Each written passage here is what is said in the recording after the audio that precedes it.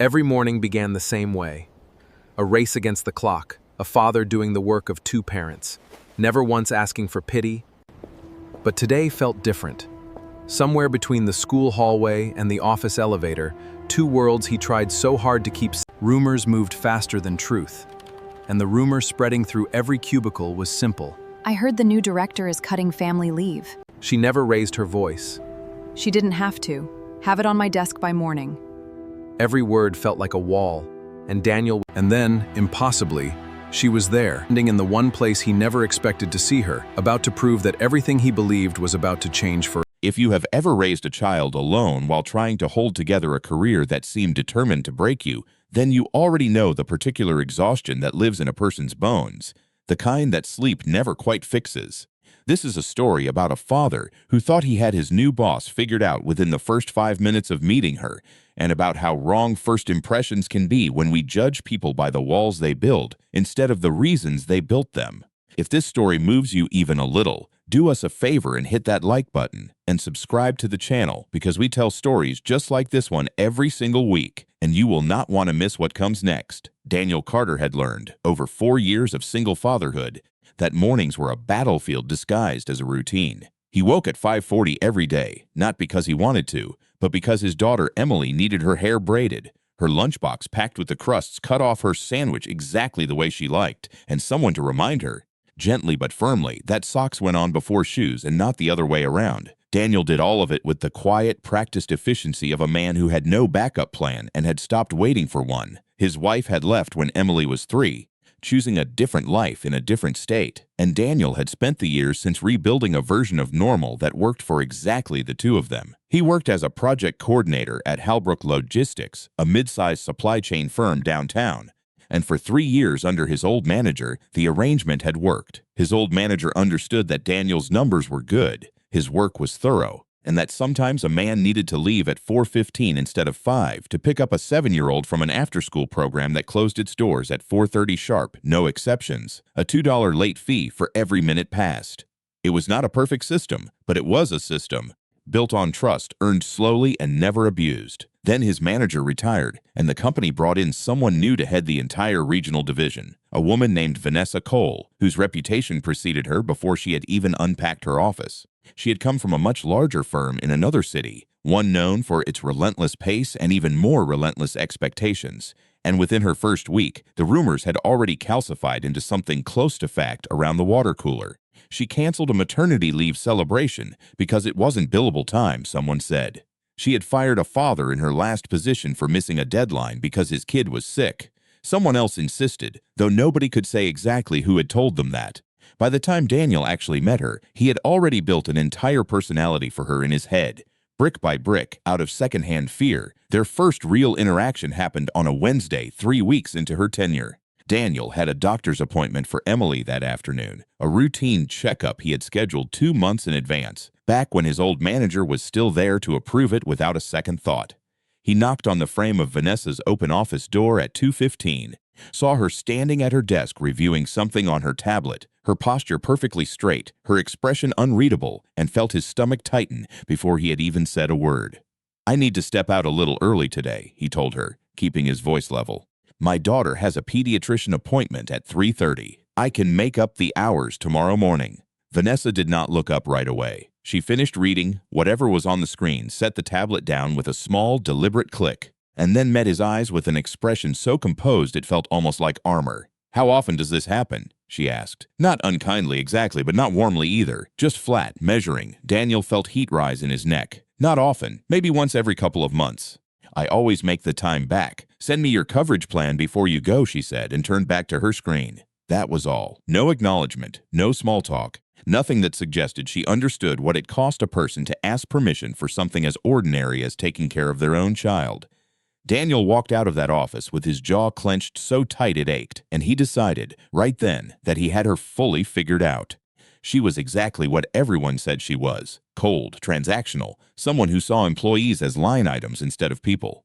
Over the following weeks, the pattern seemed to confirm itself again and again, at least in the story Daniel was telling himself. She scheduled a mandatory training session that ran until 6 in the evening, which meant Daniel had to scramble to find a neighbor who could grab Emily from her after-school program.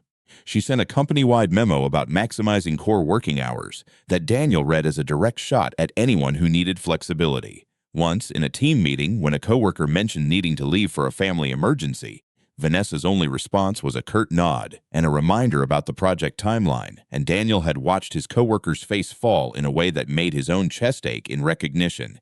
He started keeping his head down around her, answering only what was asked, volunteering nothing extra, treating every interaction like a transaction to be survived rather than a relationship to be built. He told himself it was fine. He had survived worse. He had survived being both mother and father to a little girl who still sometimes cried at bedtime asking why her mom didn't call on her birthday.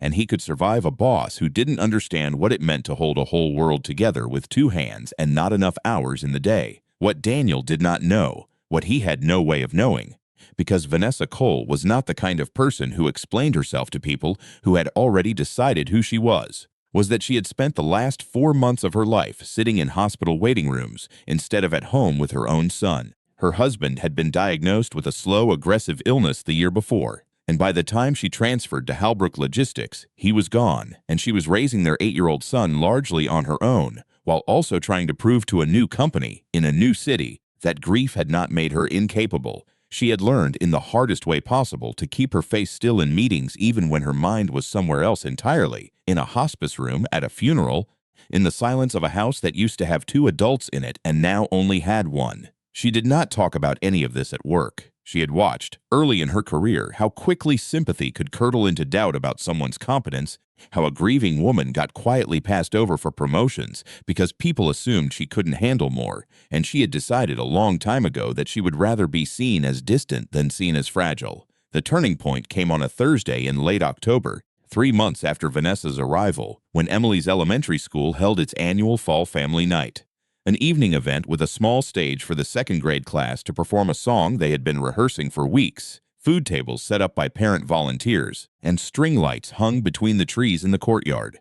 Emily had been talking about it for days, practicing her 3 lines of the song in the bathroom mirror, asking Daniel over and over if he would be in the front row where she could see him.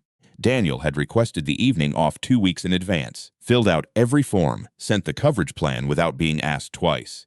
He arrived at the school 40 minutes early, found a spot near the front of the small crowd gathering in the courtyard, and felt, for the first time in months, something like peace settle over him. This was the part of his life that mattered. This was why he did any of it. He was scanning the crowd for a familiar parent to say hello to when he saw her, Vanessa Cole, standing near the school's entrance gate in jeans and a soft gray sweater instead of her usual tailored blazer, scanning the courtyard with an expression that looked almost nervous, holding a small gift bag in one hand. For a moment, Daniel was certain he was imagining it, that his tired brain had simply conjured his boss into the wrong context out of sheer exhaustion. But she was real, and she was walking toward the folding chairs set up near the stage, and Daniel felt something cold drop through his stomach. Had he done something wrong?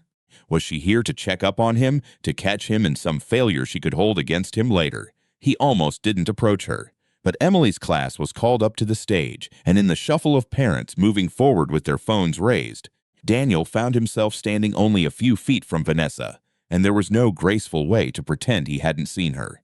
"Miss Cole," he said, careful to keep his tone neutral, "I didn't realize you had a connection to this school." For the first time since Daniel had met her, something in Vanessa's composed expression cracked just slightly into something softer and more uncertain. "My son is in the 4th grade class," she said. "Marcus. He's playing the trumpet tonight, badly, but with a lot of enthusiasm." A small, real smile appeared on her face, the kind Daniel had never once seen in the office. "I actually didn't know your daughter went here too until I saw the 2nd grade class list posted by the stage. Emily Carter, right?"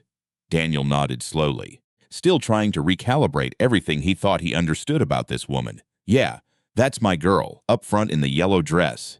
They stood together in an awkward but not unfriendly silence as the 2nd grade class began their song, small voices rising unevenly over a recorded piano track, and Daniel watched Vanessa's face as she watched the stage, not the careful, guarded expression from the office, but something open and unguarded, the face of someone who had been carrying something heavy for a long time and had, for just this moment, set it down. After the performance, while the crowd dispersed toward the food tables, Vanessa turned to him with a hesitance he had never associated with her. "Do you have a few minutes? I think I owe you an explanation, or at least the beginning of one." They found a quiet bench at the edge of the courtyard, and Vanessa told him in a low, careful voice about her husband, about the year of hospitals and treatments, and the funeral she had attended just 2 weeks before starting at Halbrook Logistics, about how she had walked into that first week terrified that if anyone saw how fragile she actually felt, they would decide she wasn't fit to lead a division. She told him about watching a mentor of hers, years earlier, get quietly sidelined after her own loss, how the whispers had started with sympathy and ended with doubt about whether she could really handle the pressure anymore. She had promised herself she would never give anyone that opening again. So she had built walls, efficient, professional, impenetrable walls, and she had, without meaning to, built them directly in the path of a man who was fighting his own quiet battle and needed exactly the opposite, someone who could see him. "I wasn't trying to punish you for needing flexibility," she said, staring out at the string lights rather than at him. "I think I was scared that if I gave anyone an inch, people would start looking at me the way they looked at her, like I couldn't do the job anymore. I didn't realize how much that fear was costing the people who actually needed me to be human." Daniel sat with that for a long moment, feeling something in his chest loosen that had been tight for months. "I thought you hated that any of us had lives outside the building," he admitted. "I thought you saw Emily as an inconvenience to your spreadsheet. I saw you as someone who might ask for something I wasn't sure I was allowed to give," Vanessa said quietly. "That's different. That's on me, not you." They talked for almost an hour after that, long after most of the other families had gone home, about Emily and Marcus, about the strange, specific loneliness of raising a child without a partner in the room at the end of the day, about the version of strength that looks like control from the outside and feels like fear from the inside. By the time they stood up to leave, something between them had shifted permanently, not into anything dramatic, but into the quiet, solid beginning of actual understanding. The following Monday, Vanessa called a short team meeting and announced a new flexible scheduling policy for anyone with caregiving responsibilities. No forms required beyond a simple heads-up, no explanations demanded. She didn't mention Daniel by name, and she didn't need to. Over the following months, the office slowly changed around her, not because she had softened into someone permissive, but because she had finally let people see that competence and compassion were not opposites, that a leader could hold both a spreadsheet and a broken heart at the same time and still get the job done. Daniel and Vanessa never became close friends in the way movies might suggest. No dramatic romance, no easy fairy tale ending. What they became was something quieter and, in its own way, more valuable. Two parents who understood exactly what the other was carrying, who covered for each other on the bad days without ever needing an explanation, who nodded at each other in the hallway with the specific recognition of people who have survived the same kind of hard. Emily and Marcus, as it turned out, ended up in the same after-school chess club that spring, and some Fridays, when both kids stayed late for practice, Daniel and Vanessa found themselves sitting in the same waiting area, talking about nothing important, comfortable in a way neither of them had expected to feel at work ever again. Looking back on it later, Daniel would tell anyone who asked that the biggest mistake he almost made wasn't misjudging his boss. It was almost never giving her the chance to be more than the fear he had built around her in his own mind. He had spent months certain he understood exactly who she was, based entirely on the walls she showed the world, and it took one unplanned evening under string lights in a school courtyard for him to see the whole, complicated, grieving, determined person standing behind them. Sometimes the people who seem the coldest are simply carrying the heaviest things, and sometimes all it takes to change everything is showing up somewhere you never expected to see them and choosing in that moment to really look.